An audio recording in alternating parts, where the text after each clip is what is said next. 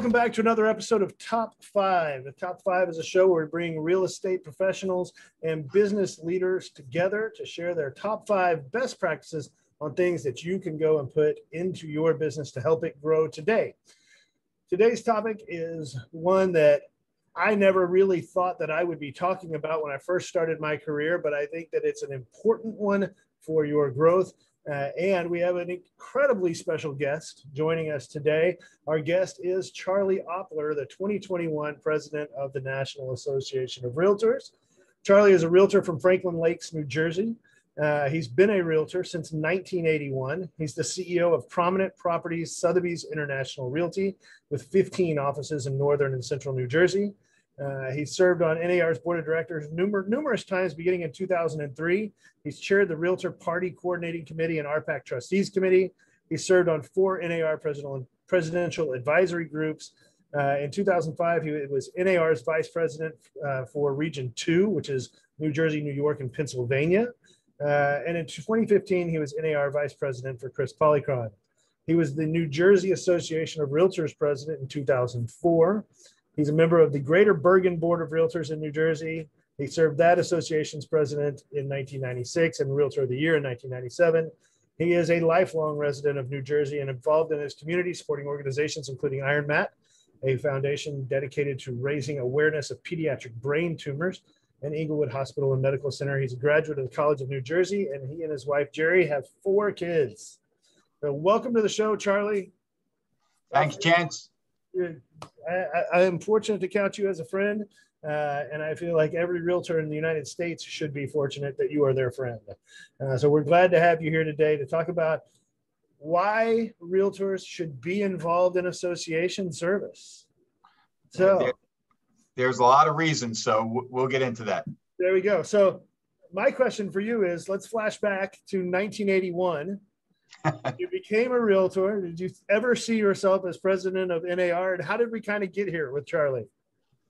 Wow, that takes me back a little while. But, I graduated college in 1980, went to work for the March of Dimes, and was a fundraiser. After about 9 months, I had recruited the 2 top independent brokers to co-chair a charity event. So I basically started my career in work in June, July of when it was 1980. God, it goes back a long ways. By 1981, I had a real estate license, was working in the office of one of those 2 people. Joe Murphy was one, Dick Schlott, who actually installed me virtually as president. So we're going to talk about relationships later, but I guess that tells you where that relationship has been when 41 years later, that's the person that installed me. And I've been on my own for 30 years. So I think it speaks volumes to relationships. Got my license, began to sell in 1981, 82. And by 1984, I was managing one of the largest offices for the largest independent realtor in the country.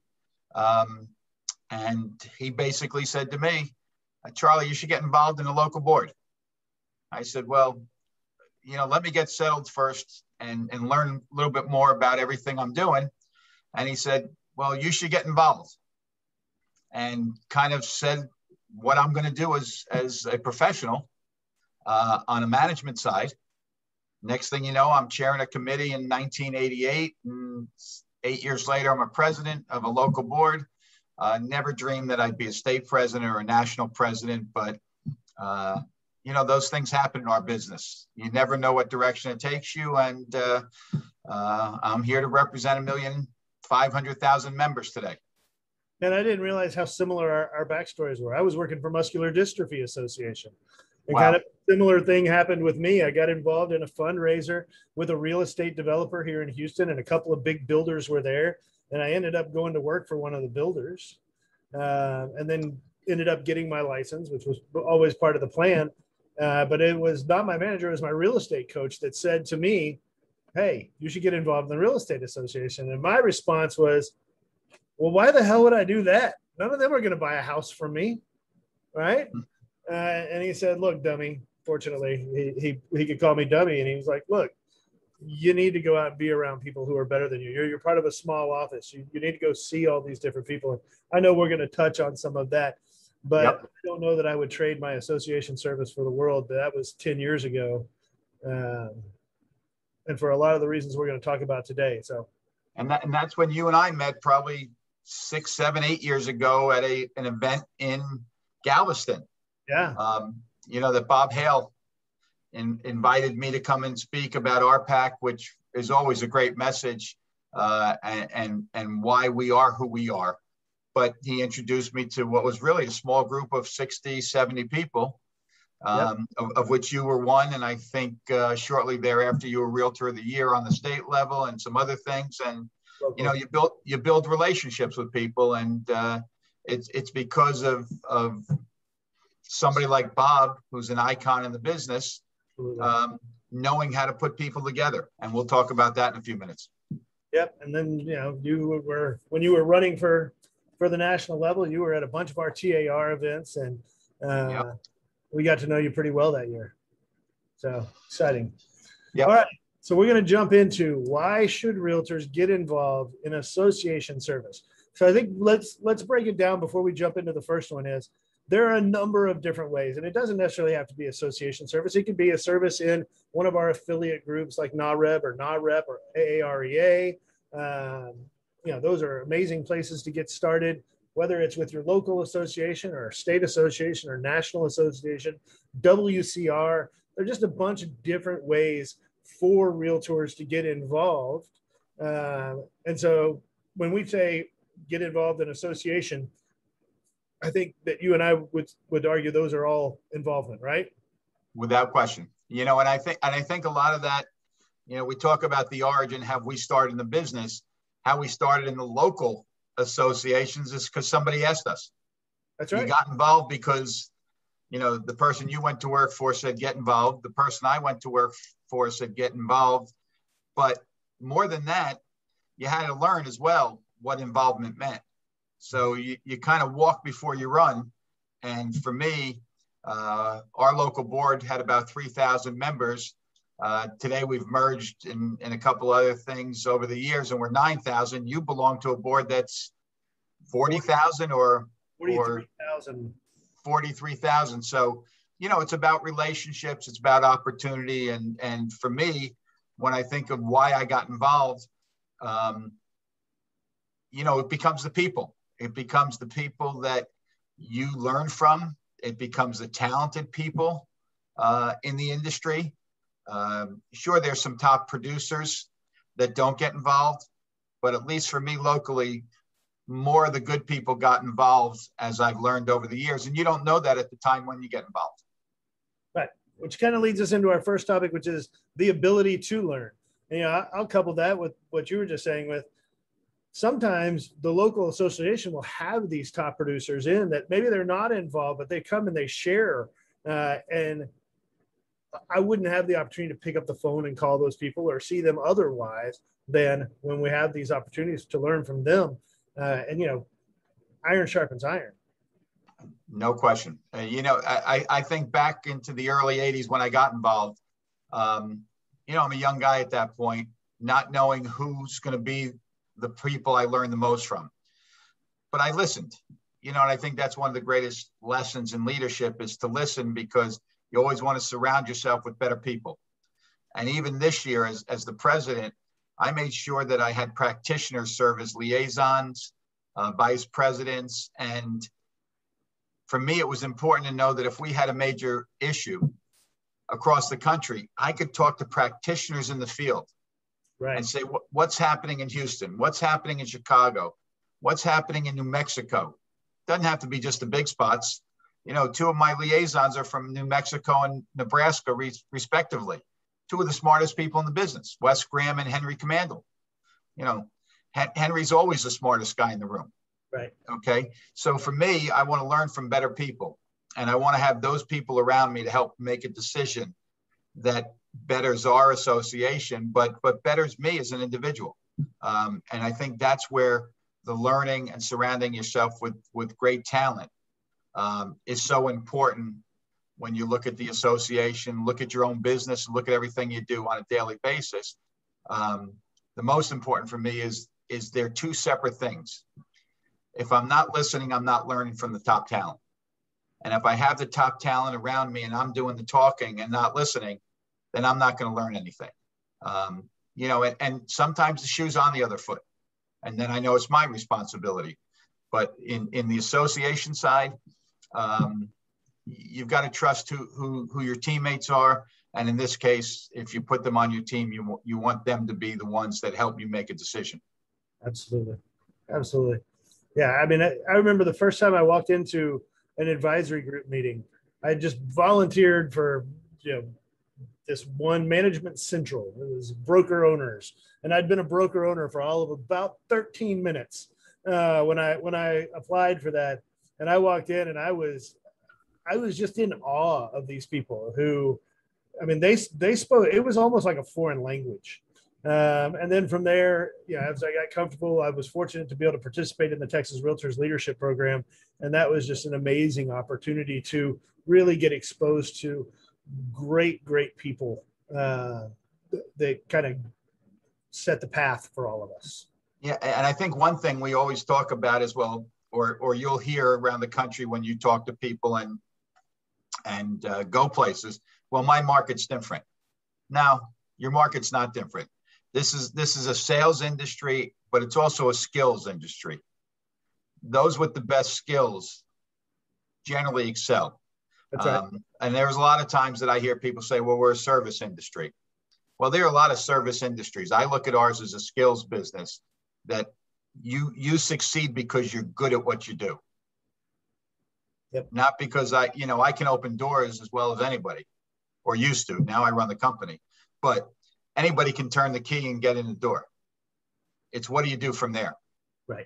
So I think skills, to your point earlier, you're going to learn from other people in every facet of the business, which makes your skills better. And as you said earlier about the local involvement, one of the things I've seen on the national level that have helped us all learn is you have that three-way agreement between the local association, the state association, and the national association. And national is really the governing body, if you will, but so much that we do is based upon what happens in a local board and subsequently at the state level, because what happens in Texas may be different than what happens in Oregon, but yet they're just as important on both levels, whether it's advocacy, whether it's operations, whether it's education, whether it's fundraising, whatever it does to enable us to move to the next step, it's because we learn at all three levels. Absolutely. And to tag on to what you said about if somebody's saying that I don't want to get involved because it's different in my market or whatever that is, great. That's perfect. That's the perfect reason to get involved. Absolutely. You have this giant group think tank of people who are great performers, great realtors from around the country. Hell, number one, I'm going to steal their good ideas and use them in my market and see if they'll work and take credit for it when they do, but blame them if it doesn't, right? No question about that. I mean, if you can't take something, I mean, we do every couple of weeks, we have speakers into our company now that the virtual world is a better way to teach. We'll have speakers come into our company and just talk what works about their way of operating business, not what works in Houston or Chicago or Nebraska, what works in the way they do business, because we can learn from that. Each and every day, our agents are talking to agents around the country because they've had relationships for a long time. Our business is 30 years old. And we were independent for 17, almost 18 before we affiliated with Sotheby's. But that was an opportunity that, we could passed on earlier, and it made more sense as the business changed in my local market because it's a sub-market of New York City. Right. So, we became a huge bedroom community in New York City, and our average market price is obviously a lot higher than a lot of places in the country, just like San Francisco and Boston, because of the major city. But I think the one thing is marketing a home, how you deal with a buyer, how you deal with the consumer, at every level is the same. And we try to make sure that our agents see that across the country. Yeah. The only other thing I was going to add is I'm a naturally curious person. And so I want to know how real estate works in a different market. I want to know, how do things work in New Jersey compared to here as far as title or as far as a closing process or whatever. I just find that stuff fascinating more than anything else. Yeah, I agree with you. I mean, New Jersey, at least northern New Jersey, the market I serve, which is probably from a little bit south of Newark Airport up to the New York border, both the New York City and Rockland County, we all use attorneys. Right. And we're probably rare across the country because most agents and companies deal directly with the title company. And even in South Jersey, that's the way business is done. So that's a big adjustment for a lot of people when they move to this area. They get ready to pursue a transaction. They just want to send their file to a title company. We just let them know that, there's an agreement between the Realtor Association and the Bar Association that they have to be offered an opportunity to have legal representation. Now they can waive that, but they may feel that they're at a disadvantage. And not that one attorney is going to take advantage of somebody else. It's just the way we do business. Right. And I'm still amazed that, transactions go right through title companies, even though I see the process, but I know how much more Realtor has to do in that transaction in many cases. Yeah. So, see, learn something new every day. Yeah. Absolutely. All right. So number 2 on our list is the opportunity to work with the industry's best, which we talked a little bit in number 1, but we can dive a little bit deeper on that. Yep. To me, it's just real simple. I've always felt that if you want something done, you find a busy person to do it. And it seems like the managers and some of the top agents and the top thinkers, at least again, in the marketplaces that I've worked, have been the best talent. And I think it's also your responsibility in terms of getting involvement is to go find that person as a leader and ask them to get involved. Because some of the times the only reason they're not involved is nobody's asked them. We all know who asked us to get involved. We all know who asked us to make our first investment in RPAC. And we all know who told us the story of why you're involved. And it could be 3 people, it could be the same person. So to me, when good talent asks good talent or unknown talent to get involved, you're just by extension going to be a better group of people to serve others. And I just think that's our responsibility in terms of serving our industry. Yeah, I 100% agree. I mean, the people, when I go to RPAC conference, when I go to state conference, not only have they become some of my favorite people just to be around, but they're just brilliant business people. The stuff that they do, I'm just like, that's great. I want to do that. But let's talk offline. And I hate to say it, but it's like any other conference. A lot of the business happens at the bar, right? Yeah. It happens at the bar. It happens in a gym. It happens on a golf course. There's so many other things that happen because you share a lot of the same hobbies. Right. Vince Malta and I talk early in the morning all through the last COVID year, and he's still very helpful to me, as a past president. None of us expected to have to deal through leadership through COVID. No. You and I would never have thought of doing this 18 months ago. Absolutely not. This podcast is a product of COVID because I kept telling all my agents, you got to start doing video. You got to start doing video. You got to start thinking about different ways to get out there. And then I realized that I wasn't really leading by example.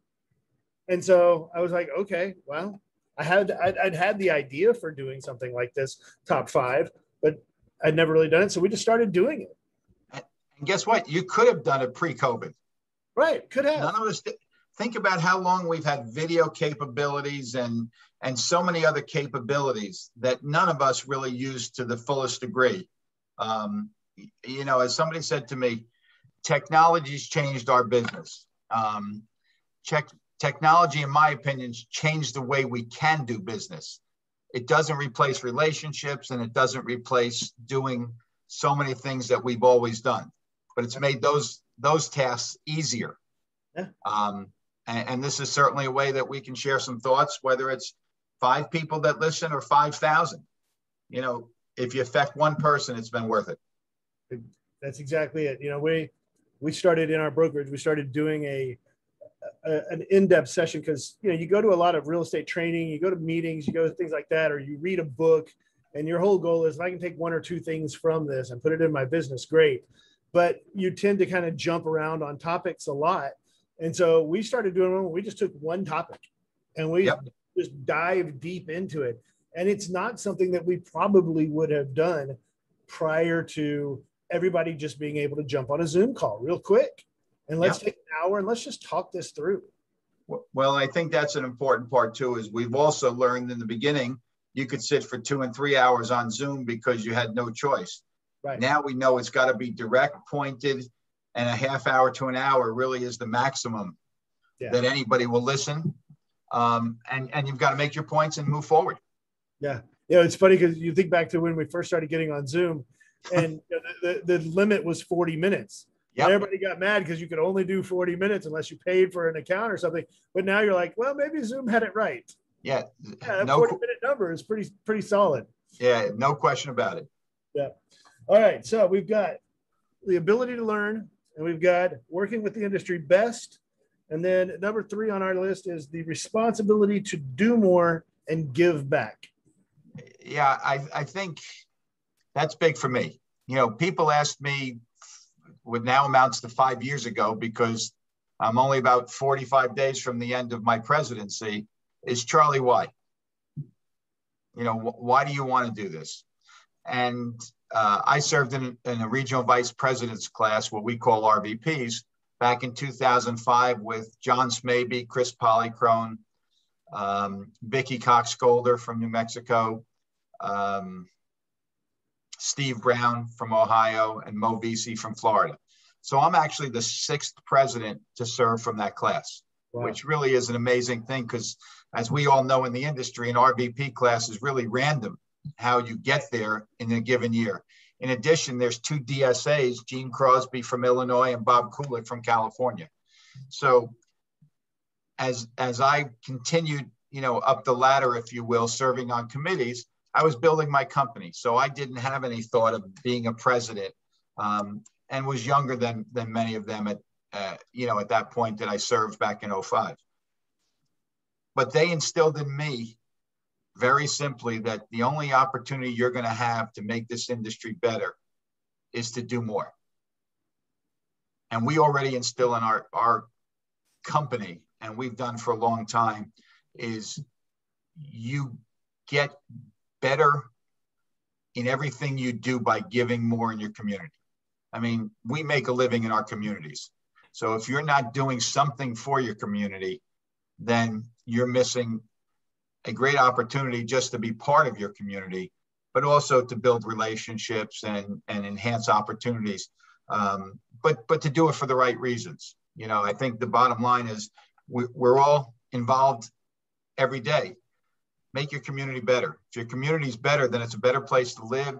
Values are stronger, relationships are stronger, there's pride of ownership and all of that. So for me, it's 2 separate things. It's doing more in the community, and doing more on the professional side. So to me, it's what can you do more without losing what you do? And certainly, as you said earlier, I'm involved, and we've been involved in all of our offices in all the communities.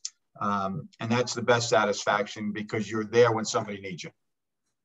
Yeah, you know, I talked about this a lot in our brokerage, and I've mentioned it on this show before, but yeah, I think one of the things that realtors are not very good at, and I don't think that it's inherently that they're just bad at it, I just don't think they take the time for it, is recognizing, just taking a second to slow down and recognize the impact that they have on the communities that they serve, and the impact that they have on the people that they serve. And, you know, you can romanticize it and say, picture a kid in a backyard on a swing, and you had something to do with that. picture that first-time home buyer, realizing a dream, and you get to be a part of that. And to me, that's just an amazing thing to be able to do on a day in and day out basis. Yeah, 100%. I'll tell you a quick story too that just resonates with me. John Smaby in 2019, as our NAR president, talked about telling your story. And all of us do things, but most of us don't publicize it because it looks like it's self-promotion. Right. Well, they were redoing a park in an area of Minneapolis. And this goes back, 2, 3, 4 years ago, prior to John being the president. And a bunch of realtors were redoing a park in a so-so neighborhood in terms of up and coming, and the park was blighted and just beaten up and so on and so forth. Well, the mayor called John and he said, can you get a bunch of realtors? I think we've got some people that donate a few things and we've got to build this park pretty quick for the kids. And John, it was a place where it was a nasty cold day, and John was inside a building adjacent to the park. And after they had completed all their work, they kind of just tried to get warm, cup of hot chocolate. And he said a 6-year-old kid came up to him and said, Mister, can I go play here? Not even knowing how important that was, because this is a kid that didn't have a park. Right. Had no place to play. And John just said, here's a cup of hot chocolate. You can play for the rest of your life there. We do this for the community. Weeks go by and the mayor calls him. He said, John, I didn't see the promotions anywhere about what you did. And John said, you know what? I didn't think about it. He said, all I thought about was making this neighborhood in Minneapolis a better place to live. Yep. And that was where that whole concept of we should tell our story to inspire others to do that, which is what I've tried to do this year. We had Volunteer Week from September 28th to October 3rd on the national level. And we just asked people to send in their stories, to the Realtors a Good Neighbor site, yep, just so somebody else can see what somebody else did and learn from it. Because if it works in Minneapolis, guess what? It works any place in the country. Yep. And I think it's one of our responsibilities. I think, if we're invested in making sure that the places that we work are vibrant communities where everybody wants to live and can live and reach their full potential, that's our service. And we have the ability to do it. We should never underestimate how we're perceived in a community. How many times have you been asked to sponsor a Little League team or an event at a school or, town fair day? I could list hundreds. Right. And it's individuals as well as companies. Well, doing something in a park with all the grants that are available at NAR for, smart growth and community service. To me, we should be doing that across the country every year. Yep, absolutely. Yep. All right. Number 4 on our list, relationships, which we've talked a little bit about once again already, because I don't think that you can talk about the other things that we've talked about without touching on relationships. But like you said, 41 years later, you got it installed by. Yeah, somebody I went to work for in 1984, but I met in 1981, installed me, albeit virtually, as president of the National Association of Realtors. But I think when I look at the relationships, it's, you and I are having this conversation, not because we socialize or we're best friends, but we met each other, ended up talking for an hour, have stayed in touch, just, casually, but respectfully, knowing that if I had something down in Houston, I've got 5, 6, 7 people I could pick up the phone and call. If it was Austin, it's the same thing. And I'll give you really an example when I think about relationships. My daughter went to the University of South Carolina, graduated in 2018. I think that's right. We've all lost track of time. And the most important thing to me is when she was a freshman, they had a hurricane or flooding on campus. Within a day or two of the campus closing, she had already left with a friend to drive home, to New Jersey, 10.5 hours. But within hours of that announcement, I got a call from 2 realtors in South Carolina. Jay Reinhardt, who and Donna Smith, who both lived near the campus, and said, do you need me to do anything? Okay. You can't replace that comfort. Kemper Funkhausers in Harrisonburg, Virginia, which is where James Madison University is at, where my son's a senior. I needed some help on something. I picked up the phone, had a phone call, and he helped me out. Hey, I'll tell a story. 2 months ago, I picked up the phone and called you because me and my family were in Chicago and we wanted to see the Realtor building, and it was closed down because of quarantine. And next thing you know, we're getting like basement to rooftop tour of all the new stuff. And I mean, yeah, it's just those little relationships that you can pick up and reach out. And you know what? You never feel like you're in imposition. No. And that's how I felt with Jay and Donna and Kemper. And when you reached out for me, you didn't feel like you were putting me in a bad position. You said, you know what? You said to your family, if we're going to get in, let me make one phone call or send one text. And, maybe we're obsessed and we have our phones too close to us at times because that's our industry. Right. But, I sent out 2 messages and I said, if there's a possibility, a friend of mine's in front of the building or near the building with his family, and is anybody around? Because Chicago had, stricter COVID regulations in terms of us being able to operate, which I think we're now at the ability to be back on a limited basis, about 50%. There's other places that are wide open. There's other places that still have restrictions, and you've got to work with that. But again, to me, relationships are why I'm involved as well, is because I've made some of the best friends I have, as you get on in years in our industry and around the country. So you go and visit somebody or go to an area, chances are you're staying at a realtor's house. And I guess the best example I can give you is if I had to drive cross country, I'd never have to stay in a hotel. For sure. And, if you're listening to this, and that sounds all good and well, but also it's good for business, right? Like if I knew somebody moving to Northern New Jersey, I'm picking up the phone and calling you. Yep. And, if you had somebody moving to Houston, maybe you're picking up the phone and calling me. Yeah. These are relationships that can go 2 ways. And the funny part about that is I get calls from brokers around the country that don't know New Jersey, and they'll call me and say, do you serve this area? And I'll say no. And a couple of years ago, I got a phone call from somebody in Guam, Ryan de Guzman. He said a friend of his that lives in Washington State was being transferred into service, and he wanted to live in a certain area. And it's an area that we don't serve. And I called somebody from a different company because I knew them. I didn't even think about the Sotheby's relationship. I thought about the person I knew that I would trust with the customer in that neighborhood. I introduced the 2 of them, and they made the deal. We didn't get any referral fee, right? I'm not part of the transaction, but I feel like I made the deal and feel just as good about it as this person getting their home. Yeah, for sure. So that's I think relationships go further than anything at all walks of life. Yeah, I mean, we all know the old saying that it's not always what you know, but sometimes it's who you know. And I think the other part too, you go with the same other saying with Maya Angelou. It's not what you say and it's not what you do. It's how you made them feel. Yeah. And Ryan made me feel great when he said, Charlie, I didn't know who to call. In fact, I looked at a map just to make sure New Jersey was the right place, because you don't think about it all the time. And this was somebody on top of it was a service person. So, to be helpful to somebody in the service, not take any fee and make sure that the transaction went well. And you know what? I'll take 1,000 of those over making $1. Absolutely. All right. And last but not least is advocacy.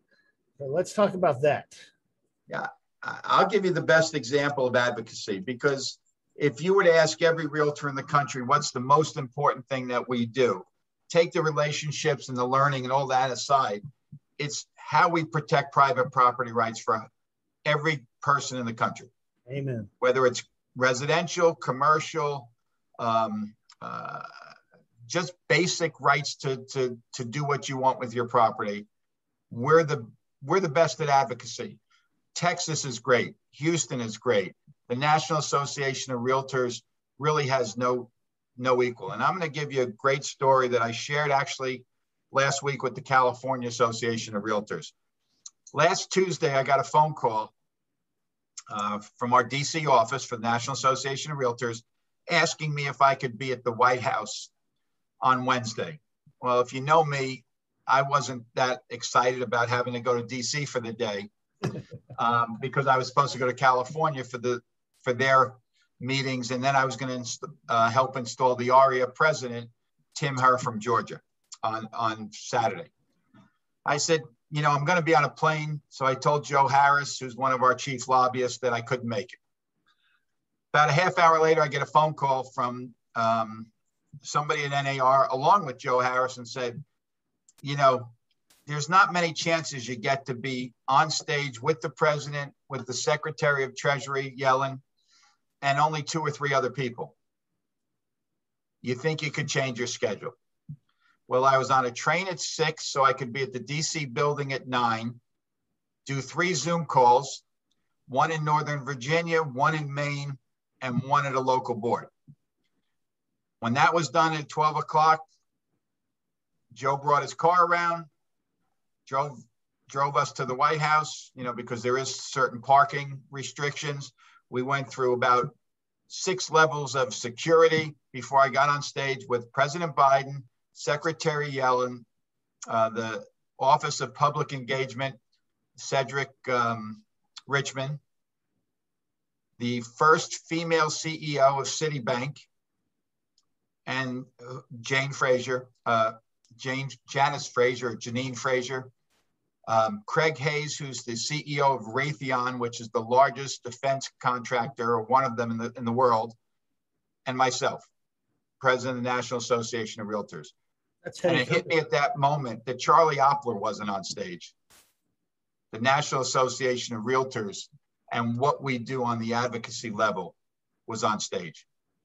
And when I think about all the dollars we've raised with RPAC and investments we've made, all the grants that we've issued and helped, all the issues, mobilization funds to fight things across the country, that was on stage. And the fact that there were 5 other people on a Zoom screen, like we've all seen, except at the White House, it's not a Zoom screen, it's a movie theater. The CEO of JP Morgan, Jamie Dimon, CEO of Bank of America, Brian Moynihan, the head of Intel, the head of NASDAQ, head of Deloitte, and then somebody from AARP. Okay. That was the 9 of us. And to think that ourselves and the Association of Retired People were the 2 industries to talk about the debt ceiling and what harm it could do to the country, because that's not a political issue. That's a credit rating. That's paying off the debt at Fannie and Freddie with $8.6 trillion in government-backed loans. It's interest rates. It's everything that we do as 18% of the economy and 4% of small business. That was all on stage, not me. So when you think about advocacy and you think about the respect that we have around the real estate world, if you will, across this country, everybody knows that we're the ones that are fighting for private property rights. Let's go back to the beginning of COVID, right? The first CARES package, you had unemployment benefits for independent contractors. You were eligible for PPP loans. Yep. And we know without that security, we might have had members that couldn't have sustained themselves. Yeah. Okay. Sure. Nobody knew that 4 months later, the real estate market would open up the way it did, but it opened up because we had our business declared essential, knowing that in each state it was different, but from a federal level that it was an essential because, very simply, we're 18% of the economy. Yeah, I mean, I know here in Houston and in Texas, I know for sure that our association leadership in Houston and our association leadership at the state level, I mean, they were in the room when those decisions were being made on who was and wasn't essential. And, you know, that's just incredible influence and opportunity that we get, going back up to number 4 here is the relationships are with our elected officials as well. And, they start at the local level, they go to the state level and sometimes the national level. But, it's not unusual for us to be walking around the state house and seeing guys who are on, a local water board or local school board or city council. How about Kevin Brady? Yeah. Local guy in Houston. That's ends up as the chair of Ways and Means for President Trump. Yep. I mean, there's no better example. And you were his friend at the Houston Association of Realtors 25 years ago. That's right. And Vicki Fullerton, I think, was his FPC. Yep. And when tax reform hit, yep, we got to be part of that conversation because of those relationships. Yeah. And you know what? One size doesn't fit all. And we know that. But overriding that is protecting private property rights. The tax structure in Texas is different than New Jersey. And we all recognize so many different facets that go on. But certainly protecting private property rights and our ability to do real estate in every state is why we're there in D.C. And I don't think there's a better organization and certainly a more respected organization between any of the trade associations in D.C. than the National Association of Realtors. I would agree 100%. And if you're watching this or listening to it and you want more information on that, I recently recorded an episode of this show with Lee Brown, who is also so involved in RPAC that she ended up actually running for Congress. And so we talk a lot about why we should be paying attention to politics and advocacy in our business. And so you can go back and watch that if you'd like. And just on that point, she's serving this year as the Vice President of the National Association of Realtors, overseeing our advocacy and government affairs. And, we have 2 completely different backgrounds. Right. We don't agree on a lot of things, but we do agree on what we're doing for the association and what we do for realtors day in and day out, but not just realtors, for the public. That's right. We're protecting private property rights that we're only, part of that equation, but we're doing it for Mr. and Mrs. Homeowner. Yeah, I don't think Mr. and Mrs. Homeowner really recognize the fact that their local realtor is kind of that last line of defense between government intruding on their private property rights and not. Yeah, I mean, if you did a survey and asked a homeowner to define eminent domain, they might think it's something that happened in the 1600s when it can happen to anybody. So, I take great pride in what we've done at that level because I've been involved, for 25 years in the government affairs side, just like you've been involved locally, 10 plus years. We're always advocating for what is right for the homeowner and the property owner. That's right. Because it also extends into commercial property and zoning and streamlining that process. And, that's going to be a big challenge in the next couple of years is to repurpose a lot of office building and retail space as things go online and people don't go back to work at the same velocity that they were prior to COVID. But, a lot of those issues existed before COVID. Right. So we'll help and we'll continue to be there. Yeah. And if you're sitting there thinking that you don't want to get involved because you don't like politics or you don't like politicians, hey, nobody likes politicians, but I will tell you, I was that person. Like my story of how I got involved in governmental affairs things, I was anti anything having to do with TREPAC, which is the Texas version of RPAC, because of people that they supported in the past and things like that. And then again, thankful to that Texas Realtors Leadership Program, I got exposed to the state governmental affairs staff and exactly what they do. And I mean, I distinctly remember on the bus there, I'll never invest in RPAC. I'll never invest in RPAC. And on the way home, sheepishly writing a check. I think the most important thing is that so many of our members that are now major investors and just supportive of the Realtors Political Action Committee, RPAC, it's about learning. When you write a check, that's one thing. Write the check knowing why you wrote the check is another thing. Absolutely. And that's what you learned. And now you're an advocate and you can tell that story to somebody else. And it's not about what you give. It's that you got involved. That's right. To me, that's what counts. That's right. I mean, I think that's a pretty solid way to end that show. That's right there. So just to recap, the top 5 reasons why a realtor should get involved in some sort of association service is: number 1, the ability to learn. Number 2 is working with the best in the industry, and in a lot of cases, learning from them. Our responsibility to do more and give back in the community and the profession, the relationships that you build, and last but not least, the advocacy and what that can do for the future of our industry, and really the way that we know home ownership and commercial property ownership as it is. I couldn't agree more. And you know, when you talk about relationships, Chance, think about just like the Realtor Relief Foundation. You know, and I'll close with that. This year, we're going to raise almost $8.5 million because we were an association that just was based on disaster fundraising. So because this is the 20th anniversary of the 9/11 atrocities, and that's when the Realtor Relief Foundation started, when we helped 4,000 families with $8 million within a matter of a few months.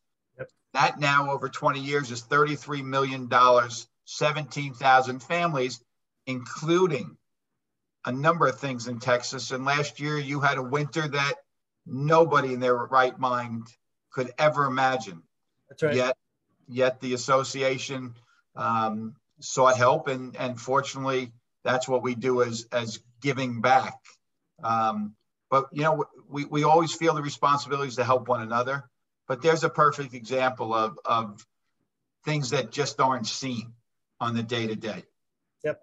And that got involved with the Louisiana Association after the hurricane there. So yeah, I saw that, and kudos to you and your team for filling up that truck and just heading out to help them. And you know, we always try to help one another, and I look at our responsibility at every level. The advocacy is helping somebody.